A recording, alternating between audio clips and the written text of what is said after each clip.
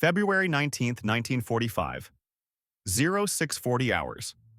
Aboard an LCVP Higgins boat slicing through the choppy Pacific swells, just off the black sand shores of Iwo Jima. The air reeks of diesel fumes and salt spray, mingled with the acrid tang of fear sweat from the huddled Marines inside. Private First Class Eugene Sledge grips his M1 Garand tighter, his knuckles white against the olive-drab stock, as the boat pitches in the wake of the massive bombardment. Shells from the USS Tennessee and her sisters scream overhead, pounding the island's volcanic crags into plumes of dust and fire that blot out the rising sun. You can almost feel the deck vibrating under your feet, the thunderous roar drowning out the chaplain's last prayers whispered in the dim light. No one speaks much. Sergeant John Basilone, the Medal of Honor hero from Guadalcanal, scans the horizon with steely eyes, his bar slung over his shoulder like an old friend. He's seen hell before, but this sulfur-stinking rock looks like the devil's own playground. Mount Suribachi looms ahead, a squat, brooding volcano at the island's southern tip, its slopes scarred by pre-invasion airstrikes. The Marines of the 4th and 5th Divisions, leathernecks fresh from training camps or scarred from Tarawa and Peleliu, shift uneasily in their web gear, ammo belts clinking like grim wind chimes. They know the plan. Hit the beaches at 0900, secure the airfield by nightfall, and pave the way for B-29 bombers to strike at Japan's heart. But as the first rays pierce the smoke, something feels off. The island stares back, silent, unyielding. The ramp drops with a metallic clang, and chaos erupts. Black ash sucks at their boots like quicksand, turning the sprint to cover into a nightmare slog. Corporal Harlan Block from Texas stumbles, his pack dragging him down as machine gun fire chatters from unseen nests.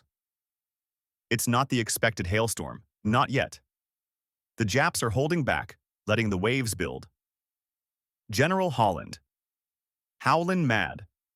Smith, watching from the command ship, mutters about the eerie quiet. Where are the banzai charges? The suicidal rushes? Instead, the ground trembles under sporadic mortar fire, and men drop without warning, crimson blooming on their utilities.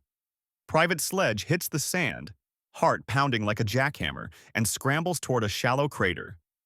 Around him, Amtraks grind to halts, their treads churning uselessly in the volcanic grit. The 28th Regiment of the 5th Division pushes left towards Suribachi, while the 27th veers right, aiming for the airfield. But the beach is a killing ground, exposed, featureless, a perfect trap. A shell bursts nearby, showering hot fragments that singe exposed skin. You imagine the sting, the metallic taste of blood as a buddy clutches a shattered arm, screaming for a corpsman. Navy medics drag the wounded back to the surf, waves washing red foam over the dead. As the morning drags on, the Marines inch forward, foxholes dug with entrenching tools that barely scratch the ashen soil. Lieutenant Colonel Chandler Johnson barking orders to his men, "Keep moving, don't bunch up." But doubt creeps in. Intelligence said the pre-bombardment, 3 days of naval guns and carrier strikes, had pulverized the defenses. Yet here they are, met not with annihilation but a calculated whisper of resistance. General Tadamichi Kuribayashi, the Japanese commander, watches from his underground command post, a warren of tunnels deep beneath the rock. He's no fanatic. He's a strategist, schooled in American ways from his time in the States. His 21,000 men are burrowed in, connected by miles of shafts, ready to bleed the invaders dry.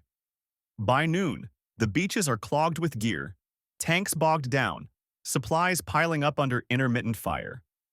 The 4th Division's 23rd Regiment takes heavy hits pushing inland, their radios crackling with urgent calls for air support.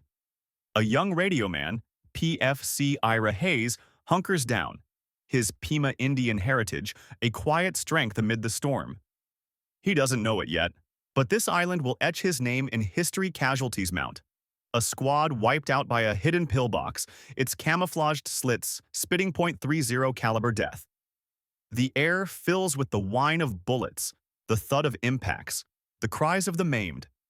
And then, as the sun climbs higher, the true horror begins to reveal itself. A Marine peers into a blown-out bunker, expecting rubble, and freezes. It's not empty. It's a gateway. Whispers spread down the line.